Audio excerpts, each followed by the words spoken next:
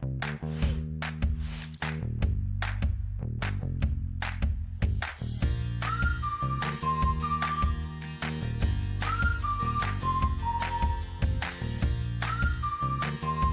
today. I think also that's what community is all about. That you can change the narrative and you can actually take on being the host. So welcome Ashish to your own show. Thanks, Sonia. It's nice to be on the other side. Yes, it's a pleasure to have you here. So today my special cup of tea brings Ashish to talk to us because, you know, when we started this whole platform and we all started meeting, it all started because somebody had the vision to connect all of us.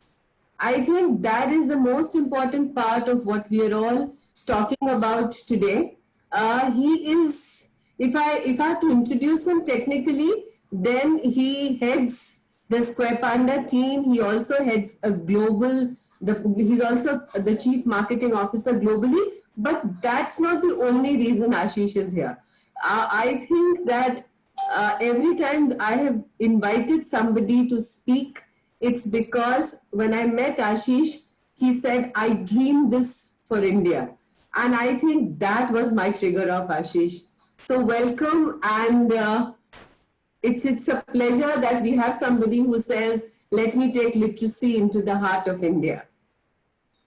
Thanks so much, Sonia. That's as beautiful of an intro as I can get. So yes, thank you. And I think that's completely resonates with why we started Square Panda in India and what we want to do. So you notice I have the world map behind me. You know, the world map goes up when we have to look at a vision which is beyond our little, just a little part. It just then has to be this whole big world. And like I said, the Square Panda coming all the way from US, researched, coming into the heart of India. And Ashish, what does it take to bring in something which is well researched, which is well established in another country, in so many other places, to bring it to India? What really needs to be changed, tweaked? What have you observed that, you know, the system needs to make it more specific, to take it into the heart of our country? Absolutely. And I think, that's a tricky question to answer. But what India, obviously, our heart of our country is where most of our kids are, right? And unlike a nation like the US, where English is spoken at home, it's part of our daily life. In India, most of these kids that we want to go and bring this literacy to, a lot of them haven't even heard a letter or a sound of English, right? Because they're in a tribal area, maybe. They may have not even watched a show on TV. We assume that these children have, but they're not. So for us, the challenge first was that the whole premise of our platform changed, because we went from offering it as a tool to further their learning to a tool that starts their learning, right? There's a huge difference in that. But we spent a year and a half, by the way, before we brought Square Panda to market in India. So anything, so the bottom line is that before launching anything, before taking it out to the world, you have to introspect and look at what you have to do. And I think this few days of this document of 66 pages being given to us is time for introspection. It's time to look at what you're capable of doing. It's time to bring together competencies. It's just time to open your heart to make the world a smaller place with all the theories, all the processes coming together. I think that's how I view it. I don't view it as a paragraph number. I don't view this policy as one point. I just simply look at it and say, we dream for this country. So many people like us have actually worked, dreamt. There was no Google, there were no connects, there was very little around, yet we dreamt that we are going to change our country. And I think that's the whole magic with which we are opening our hearts to so many people. But just before we take off and I come to a very important part of language, I'm very quickly going to do a little story. It has to be done. We can't have our evening begin without our story because a little panda keeps sitting and waiting for us and we can't disappoint him. I'm going to do the story in both the languages because I know Hindi, so I will do it in Hindi as well as in English very quickly. So, so there's this little panda and he's off to school. So what does he see? So he meets the monkey on the way and the monkey says that, where are you off today? So he says, I'm dressing up and I'm going off to school. I will study, read and play and come back soon. So the monkey goes with him. Then comes the elephant and then he asks Panda, where are you going today? So the panda says, we are both going to school. We are going to study, play and read and come back soon. So now to how many animals are there on the train? Now we have 3 animals on train. Okay? And I'm very quickly going to say it in Hindi now. है ना? तो छोटा पांडा school चला. छोटा पांडा school चला, तैयार होकर आगे बढ़ा. छोटा बंदर आया, उसने उसको पूछा कि पांडा भैया तुम कहाँ चले, कब जाओगे और कब तक लौट कर आओगे? तो पांडा ने कहा, मैं पढ़ लिख कर खेल कूद कर शाम तक लौट आऊंगा. तो बंदर ने कहा कि मैं भी तुम्हारे साथ आऊंगा. फिर आया बड़ा सा हाथी, उसने कहा कि तुम दोनों कहाँ जा रहे हो? तो दोनों ने कहा, हम स्कूल जा रहे हैं, पढ़ लिख कर खेल कूद तक शाम को लौट कर आएंगे. क्या हाथी राजा आप हमारे साथ आएंगे? तो आप कितने चले सब स्कूल? तो पैंडा चला, बंदर चला और हाथी चला. So how many animals were there who went to school? The panda, the monkey and the elephant. It's as simple as that. There is no reason to say that. So I want to ask you a question, Ashish. There is a lot of talk about multilingual. What's going to happen? Is English going to go away? There is a big worry. And the reason I'm asking Ashish this question is that as an organization, I'm sure, all of these organizations are studying, researching what is the need in the country going to be now on. They already have researched what has happened till now. But now we have to think of further. So Ashish, your perspective on multilingual, Hindi, Kannada, Telugu, hoga ya English bhi hogi? So that's an interesting thing because I think this is the most talked topic of the NEP, right? Especially the early childhood section of the NEP, yes. Because they said, well, we want to have the mode of instruction in the mother tongue, and not even they're saying not even the local language. It should be the mother tongue of the child, right? And they're absolutely right because at a conceptual level, the child will understand the concept much sooner, much faster when their mother tongue is used. But there is no where in the policy, or even when the policymakers came up with this, have they said that we will never bring multiple languages to the child. They're actually saying that because the brain development happens so early in these children, not in these children, in all children, we need to make sure we bring the multilingual aspects as fast as we can. I think the only perspective they took is because in India, what they saw that was that the literacy levels were still struggling because the children were being introduced English as a mode of instruction, but they had not yet learned English, right? So there was a lot of rote learning that was happening just because they would just, the teachers would take them through, the children would just understand, they wouldn't comprehend, they would just memorize it, go do the test and be done. So to make it short, I mean, yes, there is a huge space for multilingual. English being the primary language, even in India with so many languages, we all communicate. One of the major ways we communicate to each other is English, right? Forget globally. Even in India, we majorly communicate in English, right? Even in a Hindi sentence, we will use 5 English words, right? Or more. So there is no place that English is going. So yes, there will always be there. And I think the misnomer that people have that the policy is saying we don't teach English anymore, I think that's wrong. I think that they're just saying concepts are taught easier in a mother tongue. In a mother tongue, absolutely. So, Ashish, as a person who's been an early years teacher and then a facilitator for now, a facilitator for about almost 20 years, and a teacher for about 30 years, and it's always been the early years.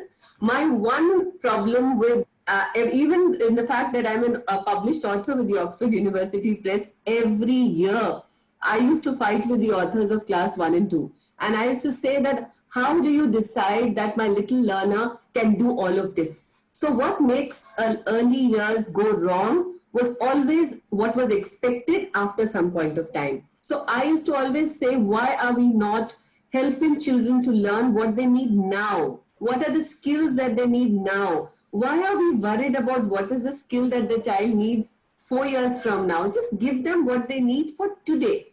Empower them today and they'll go on. So the second very, very important thing that used to come out was mindset. This can't be done.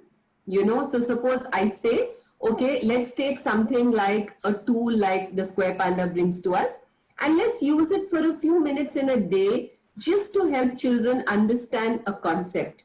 So the first reaction to technology daily in the classroom used to be, it's not good for children.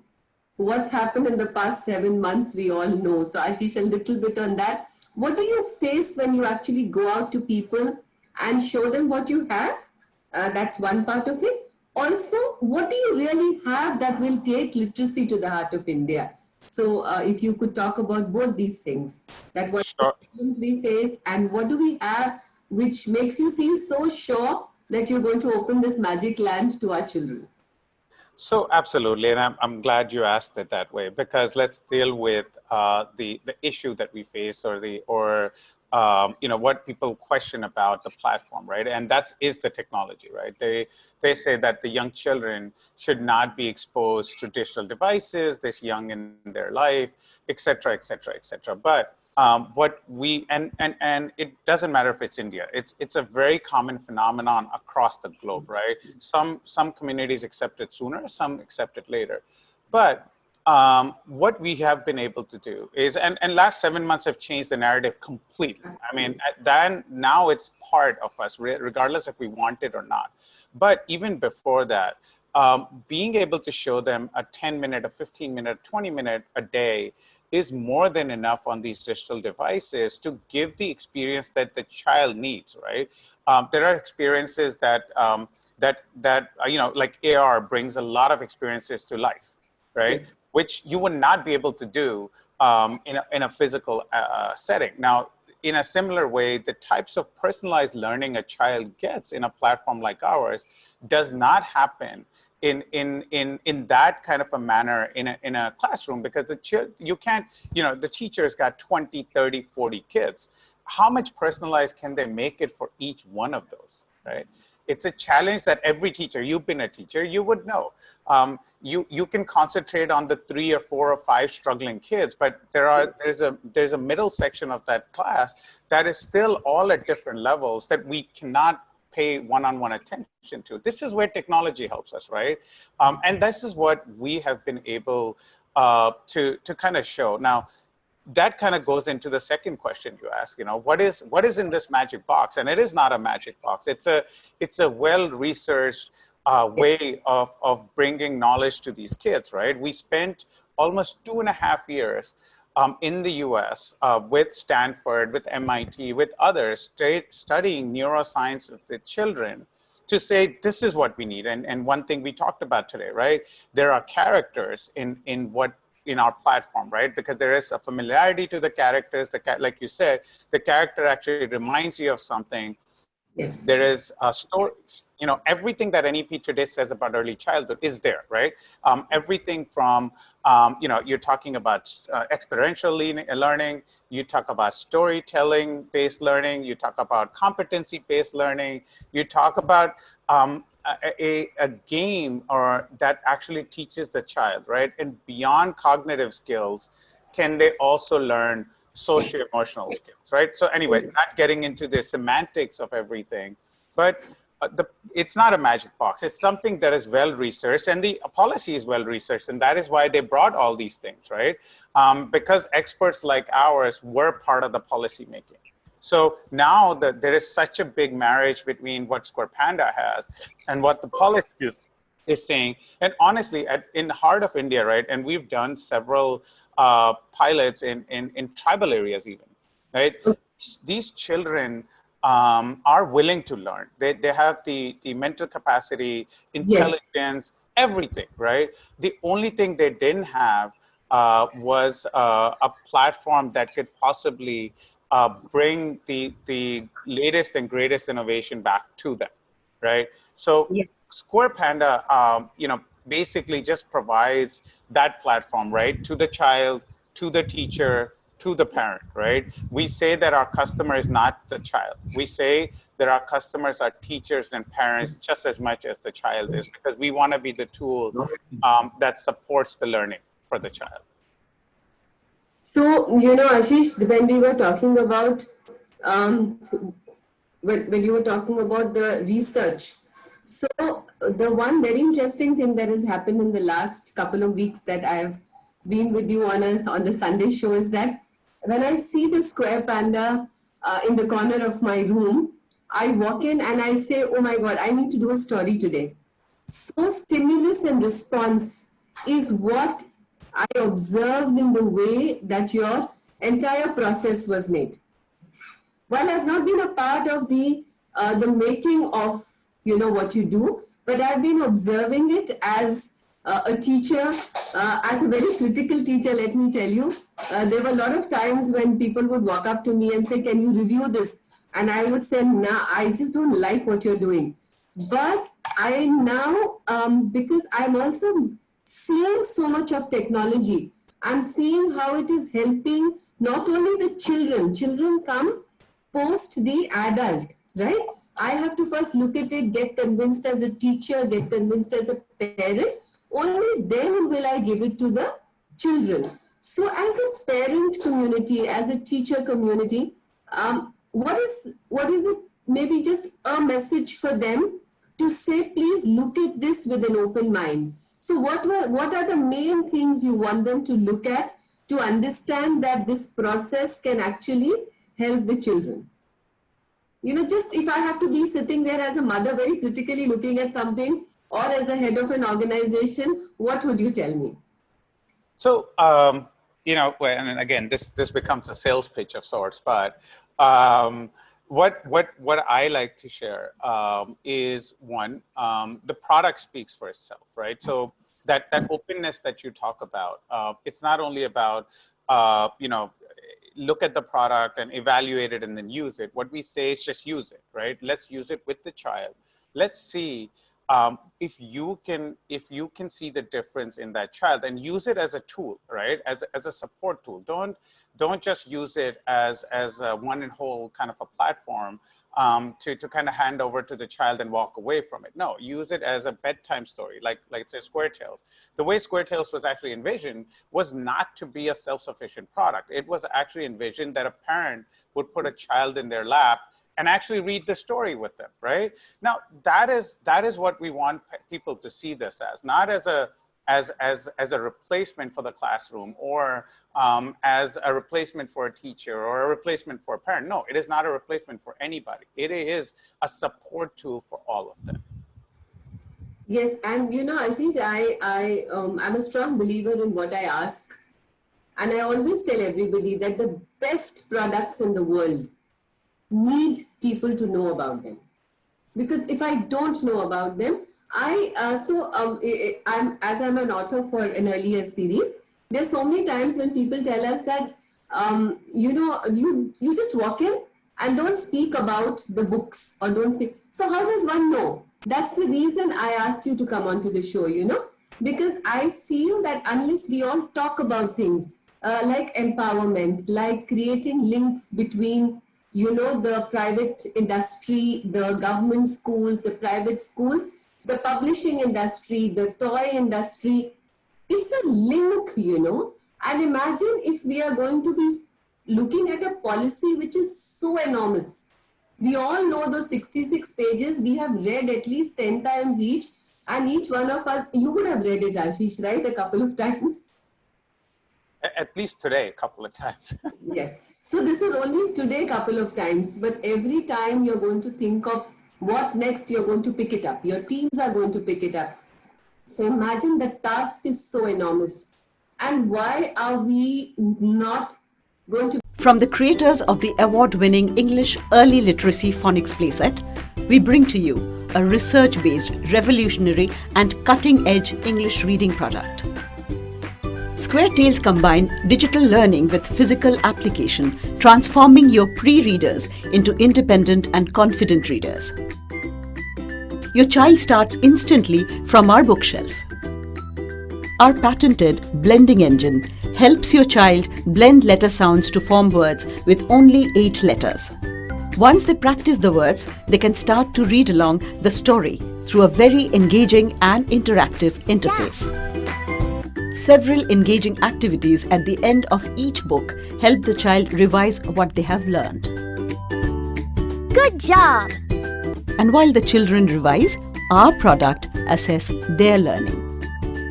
Just try Square Tales 15 minutes a day to see a stark progress in your child.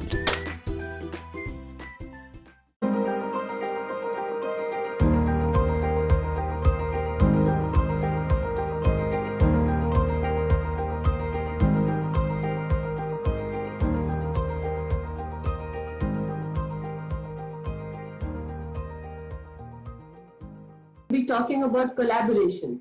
Why are we not going to talk about how we can expedite this whole process? You know, we plan it to be like in sync by say 2024, completely completed in 2030. But I feel as the world is getting smaller, the processes are getting better. We are having people, imagine we were at a time when we used to hardly have resources. Today we have somebody saying that, no, these are the, scholars from Stanford, scholars from MIT. We had only heard these things. Now they're coming and collaborating with us. Does it not give us that chance to do it a little faster? Absolutely. And I, like you, I'm a firm believer in that. And we like what I talk to my teams about, and when we go out and talk, may it be government bodies or schools or teachers or anybody, we always say that we want to be partners in the journey, right? Because these partnerships is how you together can move faster, right? Like you said, there are so many pieces to the policy. How much concentration can one set of body give it, right? Having experts contribute, and just like us, right? Let's use our example, for instance, in Square Panda. We could have put a team together of 20 researchers and said, we are going to now design something. That's great, but that's not going to move us fast. We went to people that were experts, right? That were already doing research and said, what can you help us think through, right? How can you contribute? And I think that's a similar here, right? And I think the government did mention the whole thing about PPP, which is, the private-public partnership, where maybe on the curriculum implementation, maybe it's on bringing technology, maybe it is bringing training, right? All of the concepts can definitely happen much faster, much quicker, and probably better research when there is a huge partnership mechanism that's built out, right? And that's exactly, I'm like you said, I'm a firm believer that I think we will move faster as a country if we were to get this kind of executed with a set of partners that are all contributing what they're best at. Let's not give everybody, the whole caboodle, but what we're good at, let us contribute to it. What somebody else is good at, let them contribute to it. And I think together, 2024 can become 2022, and it'll actually help our children, right? More than anything, for the people we're doing for, let's bring it to them faster. Otherwise, we lose 5, 6, 7 years more, right? Before all of this is done. Also, for the teachers who are here on this platform, for the last many years, we've been saying, please share your best practices. So when you all walk in, you walk in with a glass of water that is full. How will you put in what this 66 pages and so much more has to say? So the best thing is to take your glass of water and share it. Let's just share it, because unless we go with the cup a little empty, we will not be able to refill our cup. It's as simple as that. So if we come in with mindsets which say this will work and this will not work, slowly empty your cup a bit. I think that's really important. When you're emptying your cup, don't just throw it away. Share it with others. So imagine the flavors changing. Otherwise, a full cup, you're never going to be able to fill it. There's so many people who are worried about so many things. So a few days back, Ashish, somebody asked me, what does it take for an author to write? So I said, I pick up a pencil, I pick up a paper, and I write. And then after writing a lot of things that are there in my mind, I sift things. I move them where they need to be done. I weave everything together. And I think organizations like yours, people like you, would do that. Put it to paper and say, okay, this is what we bring to it, and then leave the government, the organizations to weave it in together. So taking literacy to the heart of India, if I have to just ask you that, if you have to close your eyes for a minute and say, my country and literacy, I imagine what I imagine, but I'm going to ask you what you imagine. So this is funny. This is not the first time I got asked that. When I did my first pilot in India, and it was in a tribal, that was exactly what was asked, right? What is your vision, right? And I simply then also, and I'll say the same thing now, the way I envision is that these young children, I could just hear them talking to each other, not in English, but using proper English words as part of their conversation. That's what I imagine, right? I think that is when we will have success as a country, because remember, as a global superpower, if we want to be that, if you look at China and if you look at other countries, they spent unbelievable amount of money, time, effort, resources, everything to make sure every child knew English, right? Because they realized it was a global language, and without that, they would struggle to become a superpower. For me, India today is well ahead, but to become that superpower of the world, you need to make sure you can communicate with the rest of the world, right? And English is that language. So for me, these children being able to comprehend, talk, and I'm not even saying writing. I'm just saying even at speaking and understanding will take us leaps and leaps of decades forward. You know, what you're saying is interesting. So I have come from Jodhpur. I used to have this tribal woman, you know, she's from a community called the Sasi community. This community is known for being gypsies, you know, moving people. And one fine day, because she's been working with me, she was working with me for a long time, I actually gave her small tools. So she told me, I don't understand it, but I'll bring my daughter along. So a little Pooja comes in, very pretty looking tribal girl, nice bright eyes, and she tells me, you wanted to give my mother something. So when I gave her cards, she looked at me and said, flashcards hai. I mean, you know, my heartbeat, so I didn't expect this out of that child. So she actually got her mother to learn the entire Varnmala with flashcards, carried a set back for her little brother, and started, she's 7 years old, class 2. This is a 7-year-old tribal child I'm talking about. Imagine if we can empower them. This was about 2 years and a half back. Few days back when I called, I asked her, so how's everything, COVID and all? She says, aajkal smart class mein padti hai, madam. That is literate India for us. Exactly. And the children can empower their parents. For me, that's literate India. So, I mean, I just have to share this little story. When we did our Chhattisgarh pilot with the tribal area, and we did it only for 6-8 weeks. And when we went back, and the collector was there with us, right? And he was looking at how these children were progressing. The funny part was he noticed something when he tested them.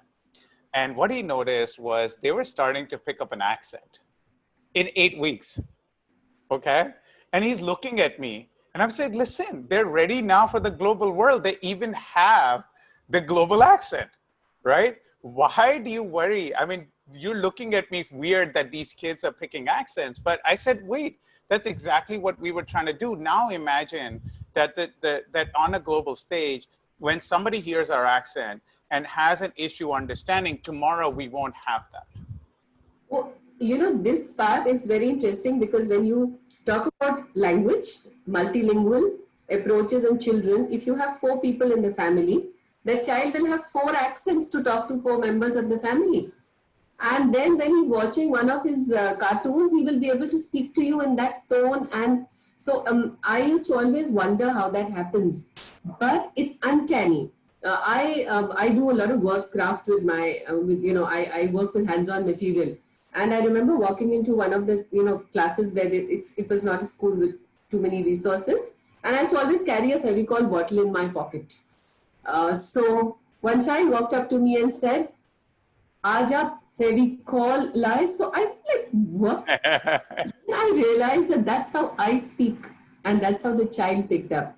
And when I talk about technology, when I talk about looking at tools like what the place set brings, the sounds, the one thing I have been struggling for the last many years is to get the phonics right. Because Indian languages are pure phonic languages. In Hindi, you call them, Shuddh Dhwanatmak Bhasha. Matlab, Dhwani is the sound. It's a pure phonic language. That is not the case with English. Yes. We have another issue is that when we speak the sounds, we speak them like we would speak them in the Indian language. And when the children have to blend the sounds together, that's where some of the problems of reading start. The basic phonemic awareness, the awareness of sound. So anything which is technology driven will empower the children for sure. What kind of empowerment do you feel? Because you know your equipment really well, you know what you all are thinking of it. Do you feel if as a teacher I'm dealing with maybe 30 children or there is a parent, it would empower me a bit to kind of assess the child? Absolutely. I mean, that's how like I said, we designed and implemented a system that is a tool, right? And I keep on saying that word tool, because for a parent, let's instance, right? As parents, my parents included, would not know phonics, and they would not know when you say blend, they don't know what that means. When you say decode, they don't know what that means.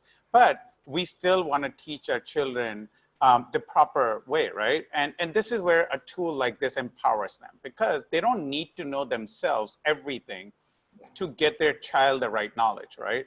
The same thing for a teacher, right? The teacher may, depending where the teacher is coming from. And today, one of our bigger concentrations is also getting the teacher that kind of professional development where they can appropriately use these kinds of tools. But even if they took time to get there, the tools would provide them an ability to gauge the children without themselves having to gauge, right? So a dashboard of sorts can tell the teacher which child is struggling in what areas, right? And what sounds maybe even, right? Today's technology gives you an ability to even hear what the child is saying, evaluate that, and tell the teacher or the parent how well did the child pronounce or talk, right?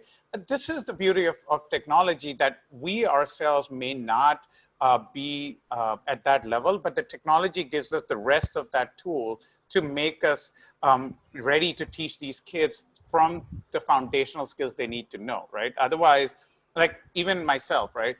English, I learned early in life, but it was still, I was about 10 when I started learning, right? And even today, I don't blend certain words right. Okay, and I know that, and that's something where a technology. When I look at Square Panda and the product, I hear how the letter sounds are taught to the child, how they're taught to blend. Then I'm like, wait, if I had this, and if I was, doing this, I would know how to actually pronounce the word. Yes, yes. Also, when you talk about, there's going to be this big change in assessing children.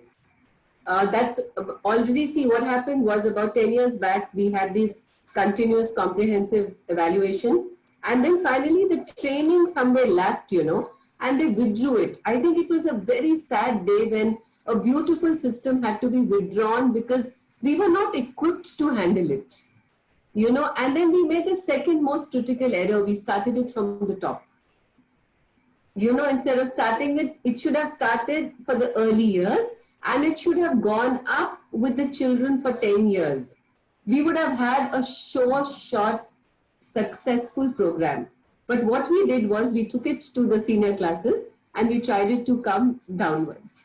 And that does not work. So I think where we are going is a good space to be in. Also, when I was talking to Ashish and we decided that we are just going to talk today to everybody who's listening to us about what we think and our vision is. I think where assessment is concerned, it's going to definitely help us to understand the future. So while I was talking to you, there was this young professional of AI sitting with me, and I looked at him, and then I said, just like we have all our guests, Ashish, who come and are with us because they believe in what we are doing. So Pradyut has been roped in, a young professional. Like I said, this is India for us, where we dream and these young people have the ability to take our dreams forward. So I remember, Ashish, when I train teachers, I used to tell them that don't begin where I began. Please begin where I finish. That's where my country will go forward. So Pradyut, a very warm welcome to the Square Sunday. It's a very precious platform. We've grown a community, and as Ashish says, the community has all kinds of people. So today we have this young professional, and he's a digital marketer, knows much more about AI than I do. So I thought rather than me talking to you about it, I'm going to ask him. So welcome, Pradyut, and the stage is yours for explaining to us what we were talking about. Come, please. Thank you so much. Thank you so much, Sonia ma'am / mom. Thank you so much for having me. Actually, I've been in the background listening to your conversation with Ashish, and some of the points that you touched upon really resonated with me, thinking about what the future looks like for my country, especially when I dive deeper and look at it from an education standpoint. And so just for my audience and our audience actually today, I work closely with a lot of tech products where I am helping marketers use the power of artificial intelligence to understand their customers better.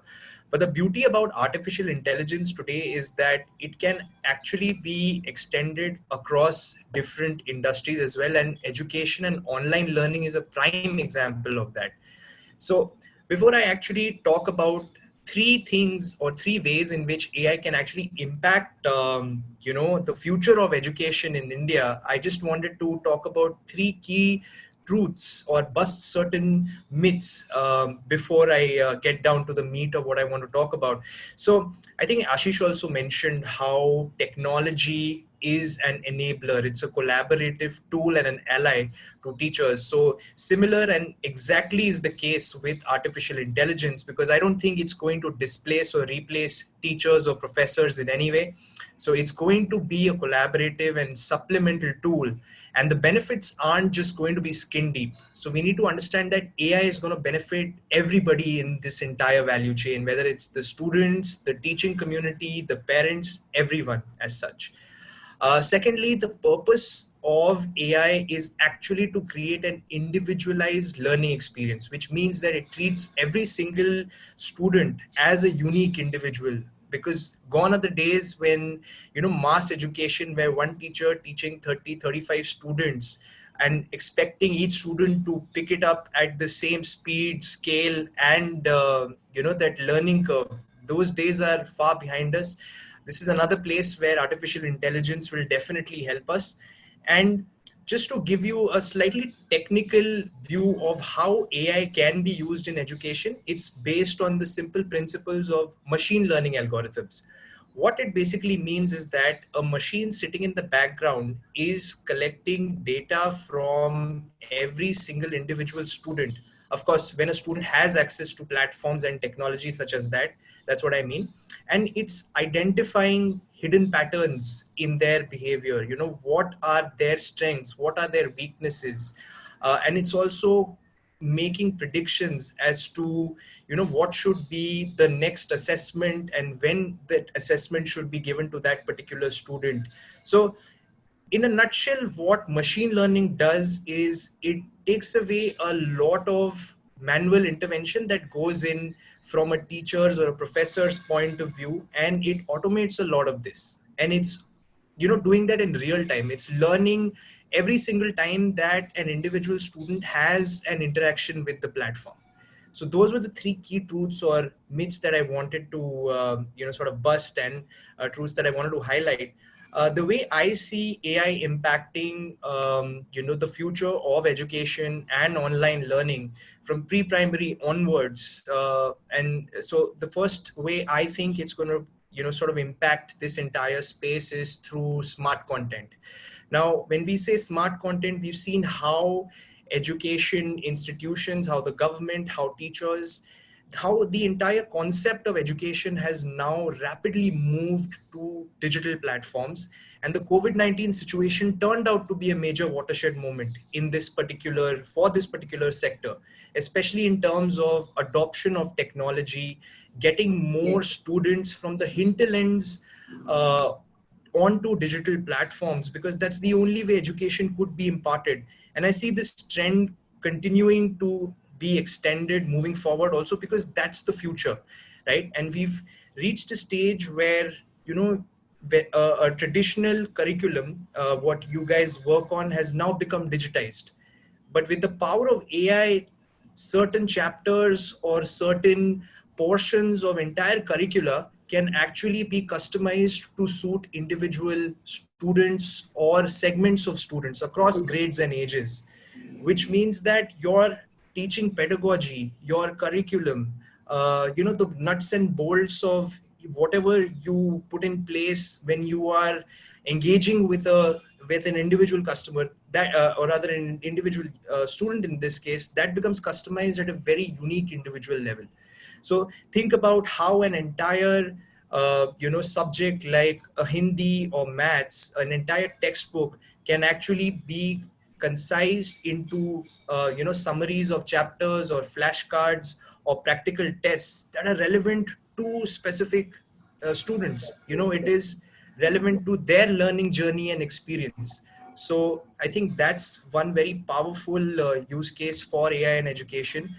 Extending that, I think personalized learning is going to take an altogether new life unto itself, because what we've seen is that when it comes to mass education, where one teacher is teaching 30, 35 odd kids in a particular classroom, a majority of that curriculum is targeting the middle section, which is basically 80% of that group. But what about in fact, we were talking about it. In fact, Ashish was just mentioning that, that a big chunk is that what happens to the very good ones, and, the ones who are not able to cope. Correct, So absolutely. what you're talking about, right? Yes, absolutely. That top 10 percentile and the bottom 10 percentile who face their unique challenges. Some are far ahead of the curve, and there are others who, take a little longer to come to grips with the particular subject. And that's where AI can actually help, because, it's telling teachers exactly what are the kind of assessments, what is the kind of content, what is the kind of, their teaching style, bits and pieces of their teaching style that they need to customize to appeal to all three segments of the particular class. So think of, So, Pradyut, I'll disturb you here. Sure. It's about specialization. When I asked you to come on board and explain what you did in 5 to 6 minutes, I Sure. have to read it for a couple of hours and Right. still not figure it out. Right. So Right. because we are short on time, this part Of course. I take from you, Sure. and I take it back to Ashish, because we were Sure. talking about assessment. You Sure. very helpfully told us that AI would help us to understand special needs. When we say special needs, Ashish, we always talk about children who are not up to the mark. What about the children who are exceeding the mark? So, I mean, and that's the beauty of AI. And So, Pratik, it's a great conversation you brought us to, so Ashish. I think that part I'm going to leave to you. And Pratik, don't go away. Yeah, I'm right here. Yes. So I think Sonia, great thing on the kids that are actually ahead. This is where AI plays even a bigger role, because we can actually serve content to them faster, and maybe even repeat concepts to them that normally we may not, right? And so the AI actually gives us an ability to deal with the whole set, like Pradyut said, right? I can look at every type of child. And by the way, it's not even 3, right? Honestly, I can do it at individual levels, right? Each child is personalized. I mean, we have an example where some children struggle with letter F, right? And we can very specifically serve more content to them on letter F because that's where they struggle. Now, a child that's way ahead, we can bring, because there is no, there is no grade system in a platform like ours, right? You can't say grade 1, grade 2, grade 3. What it is just scaffolded, leveled mechanisms, right? So I'll bring in the next level, right? I open another level to this child sooner. So just anyway, making that point summarized, with AI, we are actually able to service the children that are actually ahead much better because they will learn faster and more as they use these platforms. Ashish, for me as well, to understand AI, when everybody was talking about it, was getting a little difficult, but so when I listen to somebody who talks about it, I'm looking at it and thinking of 2 things. One is that it's going to help me to identify things faster as a teacher. And second, it's going to help me to save a lot of my note-making time, observation tables, etc., because something is already taking care of it. So I will put my energy into making better things for the children, creating a better environment for the children, maybe able to reach out to some other children. So all that compiling of unnecessary data by me gets taken care by a system. I see it like that. I hope I'm understanding it correct, Pradeep, as a... So I think data, so AI is all about data, but the data beyond AI, right? So one is the AI piece, which actually helps you personalize, let's say. In simple terms, it's like personalization. But the data also, like you said, which is a separate piece, gives you an ability to quickly go through all of this detail and identify problem areas, right? And concentrate all of your time where you need to, rather than, like you said, note-taking, collating, figuring it out. It's all done for you. You actually, like the child that is struggling with something, you can service them. If there's specific lessons that are being skipped, you can do that. There's so much there. It's just we would not be able to cover it in this 45 minutes even. Yes, so we are already on the 46th minute, and but like I said, that each one of our discussions, so Pradyut, I'm also seeing some very nice comments saying that what you said was effective and people understood it. We also would expect young people like you to actually collaborate, help teachers like us to understand how we can take this forward. I think that's going to be a very, very important part of the new India, which we all want to see, because remember, it's going to be your children we are going to teach as they grow. So you all have to invest into us to invest into them. So that's how it is, Ashish. Right? So this young generation of parents have to invest into us because we will bring the experience. You bring us new things. And look at where the world goes. You can't have just one generation working on anything which is like a change for the country. So Ashish taking literacy to the heart of India, from the heart of India, and connecting so many hearts together. I think that's one very important of Square Panda that I see. Wishing you all, your team, all the best. Young people to join us. I think it's becoming a happy trend that we are having young people coming onto our show. Absolutely. Thank you so much for having me. And this was enlightening for me at so many levels as well. Thank you so much. Thank you for being here. So Ashish, thank you for coming to the Square Panda Sunday. By the way, you're right. The young... How to keep our children safe on online platforms. You're actually giving your phones to the children, your banking is on it, you're downloading things without even thinking, there are phishing mails coming out, there is a lot of cyber. So please remember that we have to make it safe, not only for the children, we have to make our things safe for ourselves to give our systems to the children. So we are going to talk a little bit about that in the coming week. And after that, we are going to change the way we are going to be doing our Square Sunday. I don't know what we are going to plan, but we will bring something new to you post that. So thank you all for being with us, and a happy Sunday. Mine becomes happy when I come and sit and have my tea with you. Thank you. Thank you so Ashish. much. Thank you so much, guys. Thanks, Sonia. Thank Bye-bye. you. Bye-bye. Thank you.